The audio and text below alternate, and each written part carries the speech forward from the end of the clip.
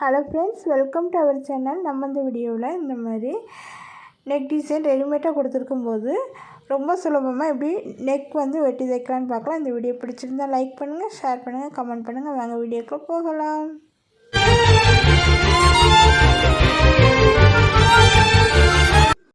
இதுதான் இந்த டாப்போட readymade neck design.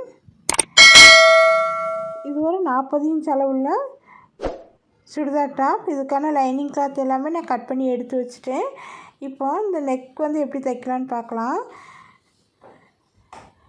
இந்த மாதிரி ஃபஸ்ட்டு அந்த டிசைனை ஒட்டி நம்ம வந்து ஒரு லைன் போட்டுக்கலாம். இந்த மாதிரி வச்சுட்டு நம்ம இது வந்து நமக்கு தச்சு முடிச்சு வர அளவாக இருக்கும். இதுக்கு மேலே ஒரு 1/2 இன்ச் மேலே ஏற்றி தையலுக்கான இடம் விட்டு இன்னொரு லைன் வந்து போட்டுக்கலாம்.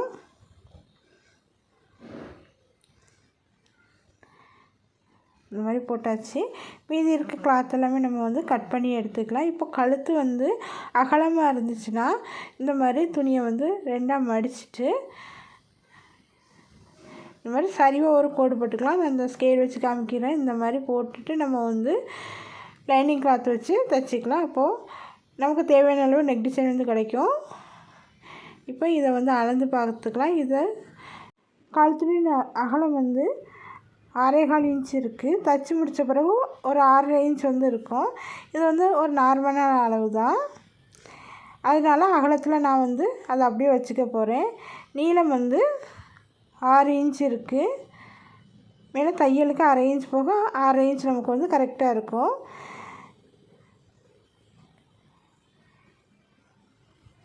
இப்போ இதுக்கு மேலே நம்ம வந்து லைனிங் கிளாத்தை வச்சு செட் பண்ணிக்கலாம். இப்போ இதில் சென்டரை இந்த மாதிரி பிடிச்சி மடிச்சுட்டு ஒரு நாச் வந்து இதில் போட்டுக்கலாம். இப்போ எக்ஸ்ட்ரா இருக்க துணியை கட் பண்ணி எடுத்துகிட்டு சென்டரை ஒரு நாச் போட்டு எடுத்துக்கலாம். இப்போ இதுக்கு மேலே நம்ம கட் பண்ணி வச்சுருக்க லைனிங் கிளாத் வச்சு செட் பண்ணிக்கலாம்.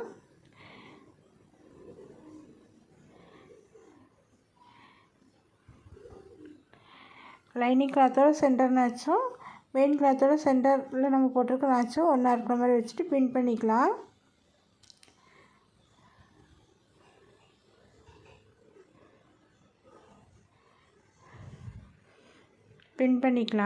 இப்போ பாருங்கள், நெக்கில் இருக்கிற எம்ப்ராய்டரி டிசைன் வந்து லைனிங் கிளாத்துக்கு மேலே நமக்கு நல்லா தெளிவாகவே புரியுது. இந்த மாதிரி வச்சு நம்ம தையல் போட்டு எடுத்துக்கனாலும் எடுத்துக்கலாம். இல்லைன்னா மெயின் கிளாத்தை இந்த மாதிரி உள்பக்கமாக திருப்பிக்கலாம். திருப்பிட்டு அந்த எம்ப்ராய்டரி டிசைனை ஒட்டி நம்ம வந்து தையல் போட்டு எடுத்துக்கலாம்.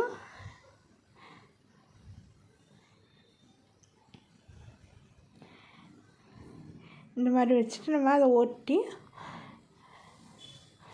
தையல் போட்டு எடுத்துக்கலாம். நீங்கள் லைனிங் கிளாத் பக்கம் வச்சு தைக்கிறத விட இந்த மாதிரி உள்பக்கமாக வச்சு நம்ம தைக்கும்போது நமக்கு டிசைன் வந்து கரெக்டாக தெரியும். இந்த மாதிரி அந்த டிசைனை ஒட்டியே நம்ம வந்து தையல் போட்டு எடுத்துக்கலாம்.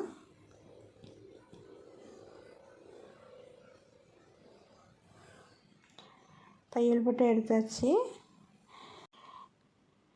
கழுத்து அகலம் அதிகமானால் நான் ஏற்கனவே சொன்ன மாதிரி கிராஸாக ஒரு தையல் போட்டுட்டு இந்த மாதிரி லைனிங் கிளாத்தை வச்சு நம்ம வந்து தைச்சி எடுத்துட்டோம்னா கழுத்து நமக்கு எந்த அளவுக்கு அகலம் வேணுமோ அந்த அளவுக்கு கிடைக்கும்.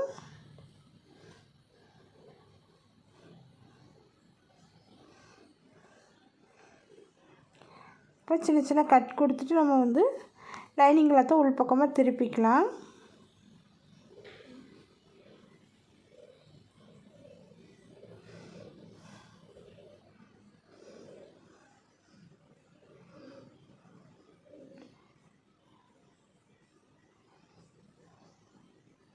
லைனிங் கிளாத்தை உள்பக்கமாக இந்த மாதிரி திருப்பிட்டு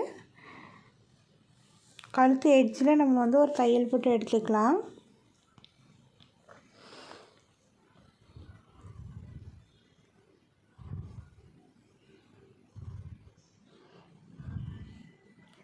இந்த மாதிரி லைனிங் கிளாத்தை நல்லா ஃபுல்லாக உள்பக்கமாக திருப்பி விட்டுட்டு இந்த எட்ஜில் நம்ம வந்து தையல் போட்டு எடுத்தால் நம்முடைய நெக் டிசைன் வந்து ரெடி ஆயிரும்.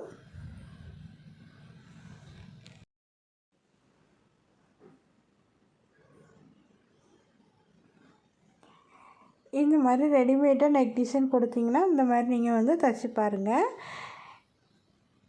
இந்த இதில் வந்து ஸ்டோன் வந்து கொடுத்துருக்காங்க. இந்த ஸ்டோனில் நம்ம படாத அளவுக்கு தைச்சிக்கலாம். ஸ்டோனில் பட்டுச்சுன்னா நம்ம ஊசி வந்து உடையிறதுக்கு வாய்ப்பு நிறைய இருக்குது.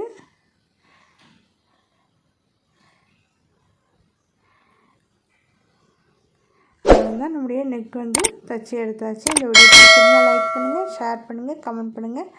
மறக்காமல் நம்முடைய சேனல் சப்ஸ்கிரைப் பண்ணி உங்களுடைய ஆதரவுகளை கொடுங்க. தேங்க்யூ.